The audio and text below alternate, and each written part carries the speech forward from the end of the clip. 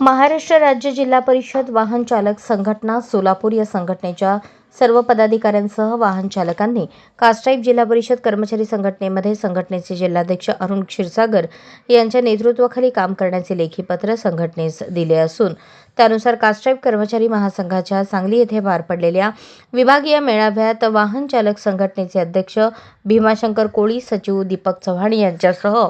सर्व वाहन चालक यांना संघटनेत प्रवेश दिल्याचे कास्ट्राईप महासंघाचे कार्याध्यक्ष गणेश मडावी यांनी सांगली येथील संघटनेच्या विभागीय मेळाव्यात जाहीर केले। वाहन चालक संघटनेचे भीमाशंकर कोळी, दीपक चव्हाण यांचा कास्ट्राईप कर्मचारी महासंघाचे कार्याध्यक्ष गणेश मडावी, महासचिव सुरेश तांबे, वरिष्ठ उपाध्यक्ष सुमित भुईगळ, उपाध्यक्ष गिरीश जाधव यांच्या हस्ते सत्कार करून शुभेच्छा देण्यात आल्या।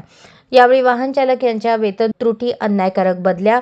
प्रतिनियुक्त्या, विश्राम कक्ष, खासगी वाहन चालक भरती यासह अनेक समस्या यांच्याबाबत चर्चा करण्यात आली असून याबाबत लवकरच मुख्य कार्यकारी अधिकारी यांची भेट घेऊन चर्चा करण्यात येणार असल्याचे राज्य कार्याध्यक्ष गणेश मडावी, राज्याचे वाहन चालक संघटनेचे मिरजकर यांनी सांगितले। याप्रसंगी सोलापूर कास्ट्राईप महासंघाचे जिल्हाध्यक्ष मनीष सुरवसे, जिल्हा परिषद शाखेचे जिल्हाध्यक्ष अरुण क्षीरसागर, भगवान चव्हाण, चंद्रकांत होळकर,